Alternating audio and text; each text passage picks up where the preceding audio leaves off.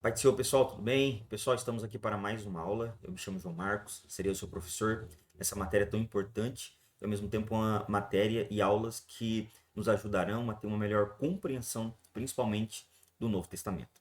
Nessa lição, nós daremos início aí à Carta aos Romanos, traremos aqui uma abordagem teológica, uma abordagem cultural, histórica e, principalmente, traremos aqui uma abordagem exegética acerca dos textos do texto aos Romanos, e não só traremos essa abordagem, mas ao mesmo tempo desenvolveremos aqui os pontos que são pontos cruciais, e ao mesmo tempo necessários para termos uma boa interpretação da carta aos Romanos. Se você observar aí na sua tela, então o nosso foco dessa aula será desenvolver e ao mesmo tempo falar sobre essa carta, a carta aos Romanos, e nessa nossa breve introdução nós trabalharemos alguns pontos que são de suma importância para a nossa compreensão. O primeiro ponto que é válido nós considerarmos é o objetivo, tá? Quais que são os temas centrais e ao mesmo tempo teológicos dessa carta? É válido nós considerarmos que, ao lermos e ao mesmo tempo estudarmos sobre a carta aos Romanos, nós temos que ter em mente que a carta aos Romanos é uma das cartas que melhor define o conceito de soteriologia. E a soteriologia ela está envolvida necessariamente na doutrina da salvação. Ao falarmos sobre a doutrina da salvação, como dizia o próprio Martinho Lutero, o texto ou a carta que melhor define esse conceito de doutrina da salvação, sem sombra de dúvidas alguma, é a carta aos Romanos. O próprio Lutero, ao se referir sobre a carta aos Romanos, citou e ao mesmo tempo afirmou que a carta aos Romanos é a nossa mini-bíblia. Porque ao lermos Romanos e ao mesmo tempo as separações que o apóstolo Paulo faz nessa carta, nós iremos perceber que o objetivo central do apóstolo Paulo, e não só o objetivo central, mas iremos perceber que as repartições que o apóstolo Paulo faz são repartições de suma importância para o desdobramento daquilo que nós chamamos de soteriologia. Exemplo, se lermos do capítulo de número 1 até o capítulo de número 3, nós iremos perceber que o apóstolo Paulo ele desenvolve aquilo que nós chamamos de depravação total, ou seja, todo o ser do homem está depravado ao ponto em que ele precisa do auxílio da graça, daquilo que nós, arminianos clássicos, ou também os arminianos wesleyanos, vão defender, que essa pessoa ela precisa do auxílio da graça, daquilo que é chamado de graça preveniente ou graça condicionadora, com base em Romanos capítulo 2 e versículo de número 4. Essa tal pessoa precisa dessa graça preveniente ao ponto em que, por meio dessa graça, tal pessoa possa receber e ao mesmo tempo aceitar a pessoa de Cristo Jesus como seu único e suficiente Salvador. Então, do capítulo de número 1 até o capítulo de número 3, nós iremos perceber que o apóstolo Paulo ele desenvolve e ao mesmo tempo traz uma abordagem sobre isso que nós costumamos chamar e ao mesmo tempo intitular como depravação total. João, e o que paira essa depravação total? Paira e ao mesmo tempo se embasa sobre todos nós nascemos em uma mesma condição e ao mesmo tempo em uma mesma condenação. Exemplo, ao lermos textos como Efésios capítulo de número 2, o texto deixa claro que todos nós já nascemos em pecados e ao mesmo tempo mortos em nossos declínios. Ao lermos textos como Romanos capítulo 7, versículo 24, Paulo diz isso. Ao lermos Romanos 3, versículo 23 e 24, Paulo diz que todos nós estávamos destituídos da glória de Deus. Mas observe que um dos textos que melhor embasa essa doutrina é o Salmo de número 51, do versículo 4 ao versículo de número 5, onde o salmista escreve dizendo que ainda era um feto no útero de sua mãe, mas mesmo sendo um feto no útero de sua mãe, já era um pecador em potencial. Então, a doutrina que o apóstolo Paulo vai desenvolver nesses primeiros 3 capítulos é uma doutrina que perpassa necessariamente sobre a condição que os homens estavam diante de Deus. E por que é que Paulo faz essa abordagem tão exata dentro dessa carta? É válido nós considerarmos, e eu irei citar isso aqui um pouco mais à frente, mas é válido considerarmos que dentro da igreja de Roma estava tendo alguns problemas envolvendo etnia e ao mesmo tempo nacionalidade, ao ponto em que os crentes judeus se consideravam melhores do que os crentes gentios, ao ponto em que os crentes judeus se consideravam mais autênticos, vamos dizer assim, do que os crentes gentios, e não só isso, mas buscavam que os crentes gentios se adequassem à sua religiosidade e ao mesmo tempo à sua cultura judaica, no intuito em que os mesmos fossem salvos. Então, o primeiro objetivo de Paulo ao desenvolver sobre a depravação total é deixar claro que todos eles estavam na mesma condição, seja judeu, seja gentil, seja grego, seja bárbaro, todos estavam debaixo da mesma condenação.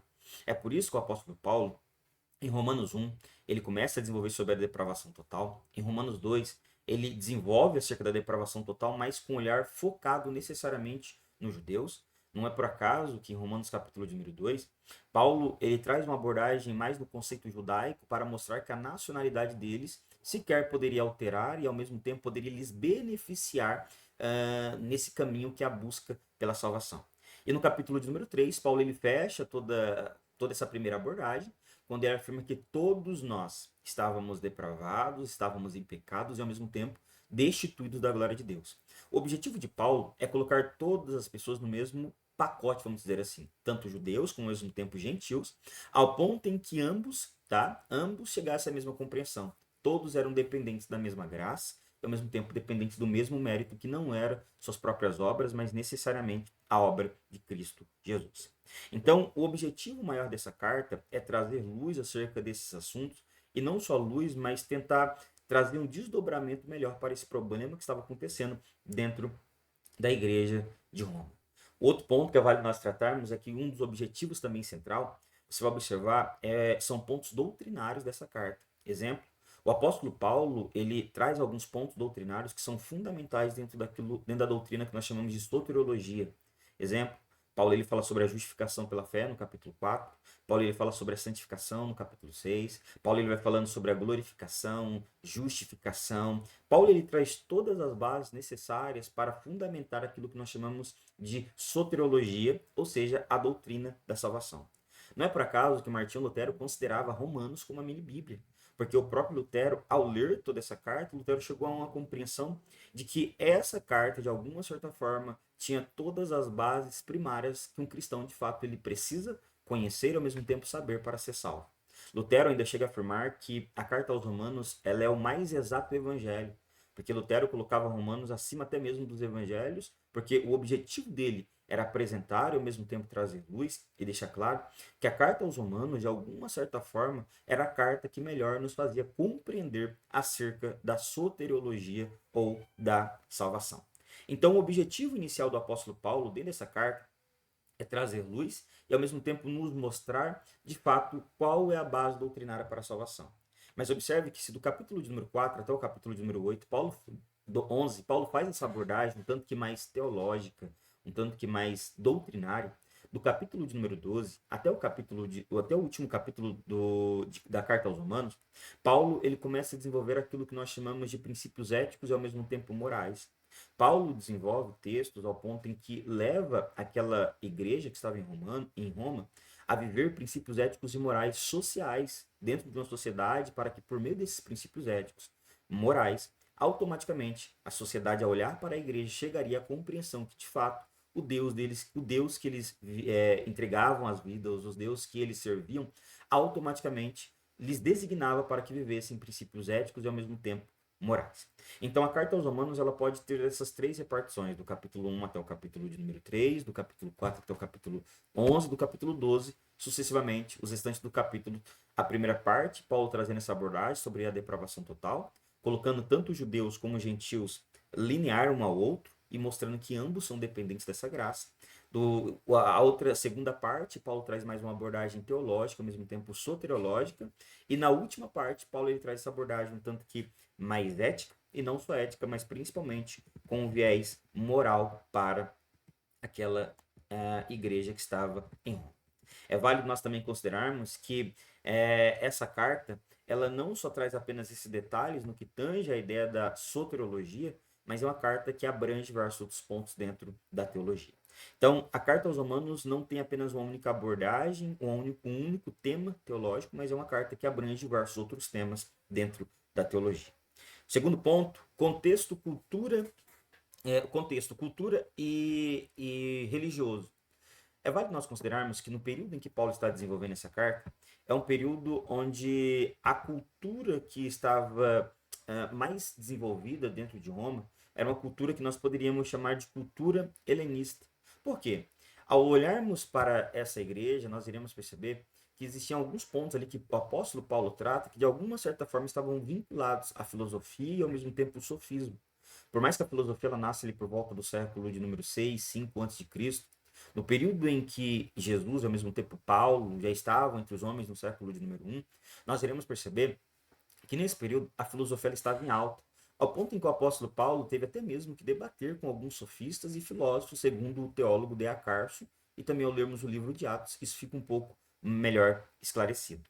É válido nós também considerarmos que nós não sabemos ao certo quando se fundou essa igreja, tá? E por quem essa igreja ela foi fundada. Mas é válido destacarmos que existem algumas possibilidades de quando, como e por quem essa igreja ela foi fundada. Primeiro, alguns afirmam que possivelmente essa igreja ela tenha sido fundada em Atos capítulo de número 2 e versículo de número 10, quando essas pessoas de Roma que estavam passando por Jerusalém tiveram algum contato com o dia do Pentecostes e ao receberem, como é muito bem destacado em Atos 2 e 10, e talvez ao receberem esse poder, essa virtude extraordinária do Espírito, voltaram para Roma e por meio dessas pessoas, Roma, de alguma certa forma, sofreu esse despertar do seio da igreja entre eles. Porém, no ano 180, Irineu identificou Pedro e Paulo como os fundadores dessa igreja.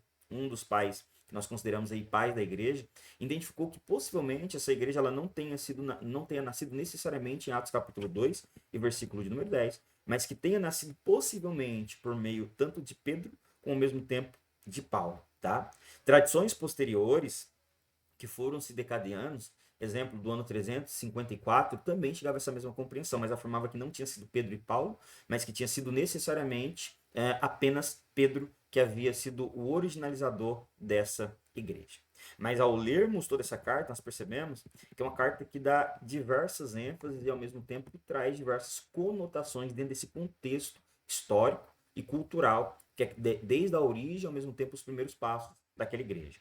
Observe que alguns propósitos do apóstolo Paulo, dentro desse contexto cultural, é primeiro apresentar que o poder de Deus era maior do que a filosofia grega.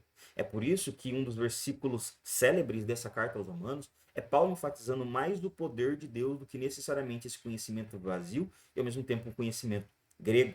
Outro ponto que também é válido nós considerarmos é que Paulo, em Romanos capítulo de número 1 e versículo de número 20, ele convida esses pensadores, ele convida esses sábios a pensarem acerca da criação do mundo e ao mesmo tempo acerca da criação do universo. Por mais que o capítulo de número 1 e versículo de número 20 não é o objetivo de Paulo desenvolver ali um debate, mas primariamente argumentar que ao olhar para o mundo chegamos à compreensão que existe uma causa primária por trás de tudo isso, como era afirmado pelo próprio Aristóteles e outros pensadores do século de número 3 antes de Jesus, Paulo traz esse mesmo argumento. Paulo diz que o eterno poder de Deus é visto por meio das coisas criadas. O objetivo do apóstolo Paulo era trazer o seu ouvinte, os filósofos, os sofistas daquele período, para uma argumentação, e não só para uma argumentação, mas principalmente trazê-los para um debate saudável em busca de uma compreensão da origem de tudo. É válido que os primeiros gregos eles chegavam à compreensão que toda causa tem o seu causador. Essa ideia ela foi um tanto que difundida por Aristóteles no século de número 3 a.C. e posteriormente também foi um pouco difundida por Agostinho, porém tem o seu apogeu em Tomás de Aquino nas suas 5 vias. Porém, ao lermos Romanos capítulo de número 1 e versículo de número 20, nós observamos que é Paulo convidando os filósofos, os pensadores, a pensarem.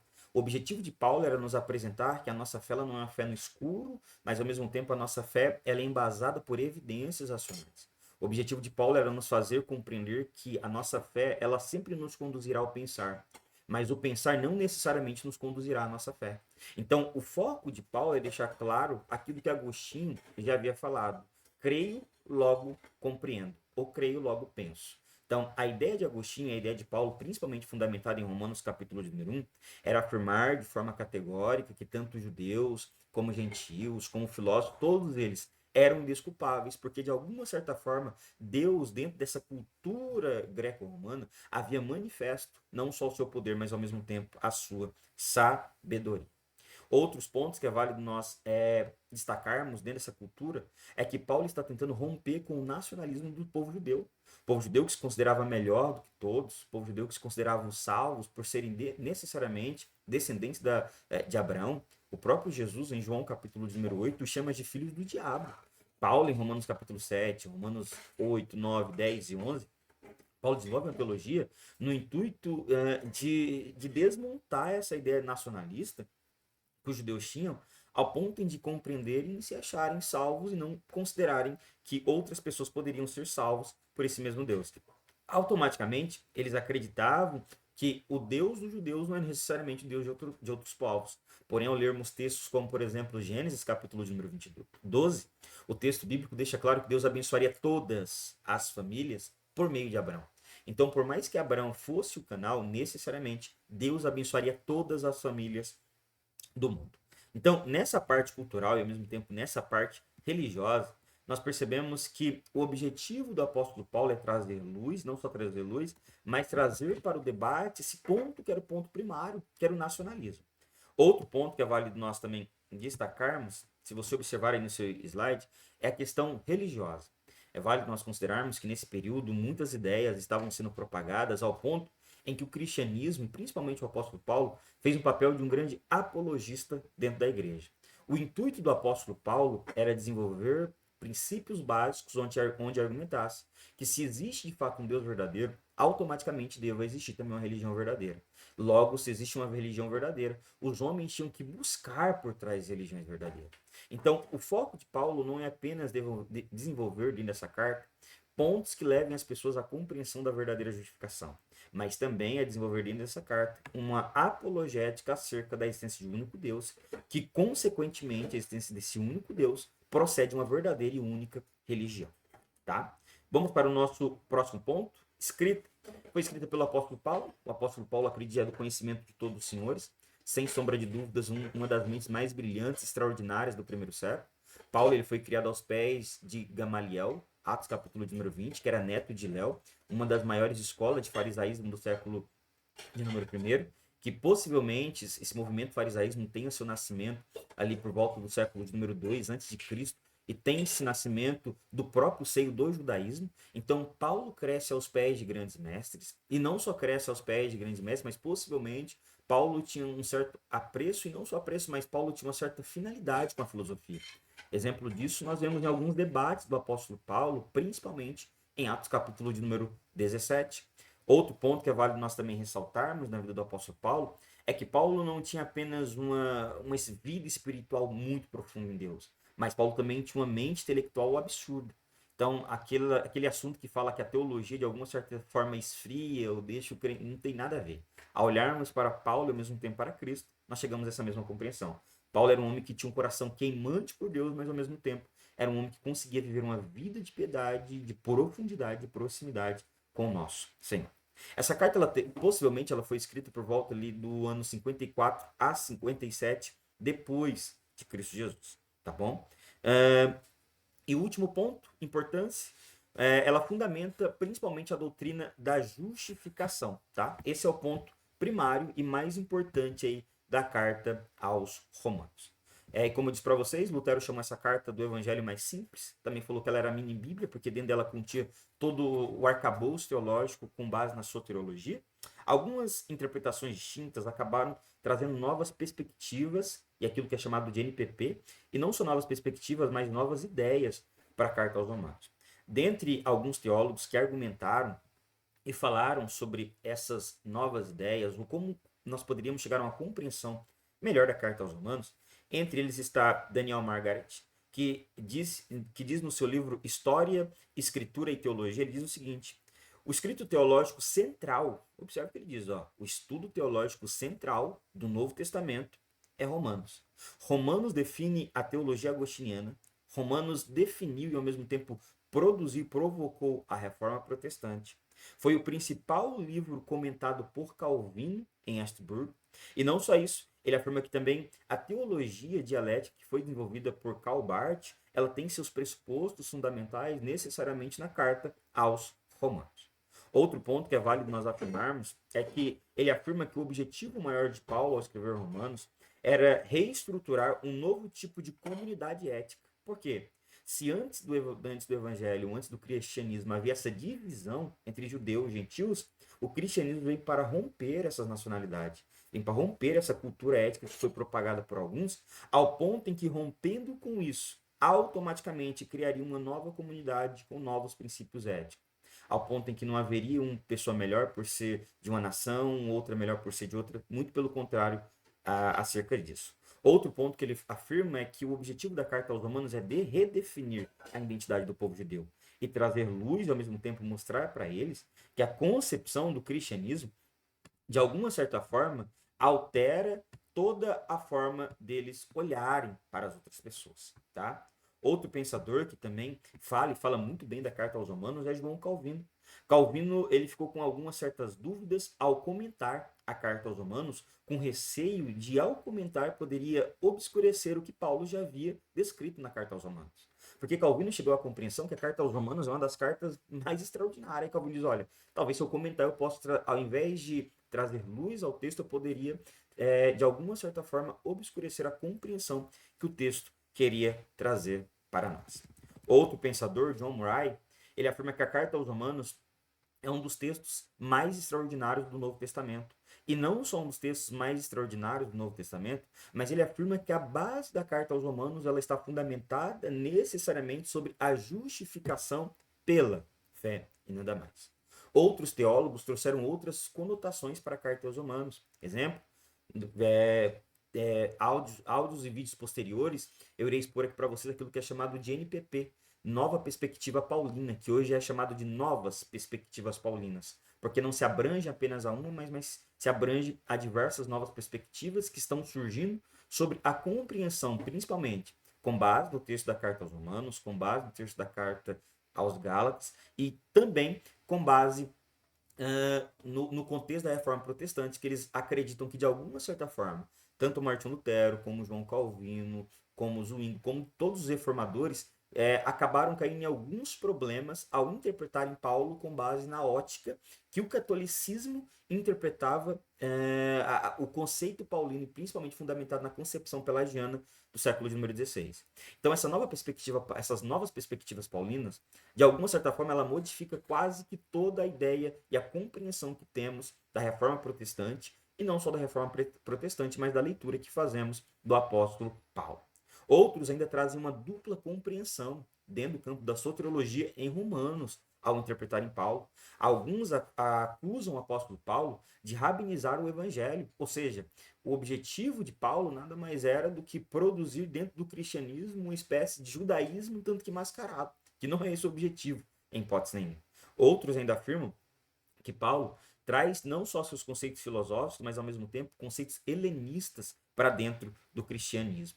É válido nós considerarmos que ao olharmos para toda a carta de Romanos, em nenhum momento nós enxergamos isso. Muito pelo contrário.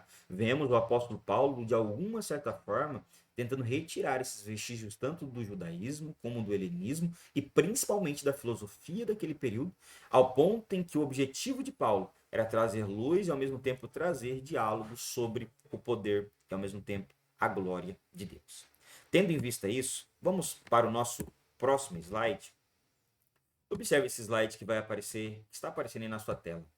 Esse slide, o primeiro ponto, na parte laranja, diz assim, ó, é a carta mais lida após os evangelhos. Ao lermos a carta aos Romanos, nós percebemos que a carta aos Romanos é uma das cartas mais lidas em todos, dentre todos os textos do Novo Testamento. E por que é a carta mais linda? Porque é uma das cartas que melhor fundamenta a nossa ideia e ao mesmo tempo o nosso conceito sobre o evangelho, principalmente sobre salvação.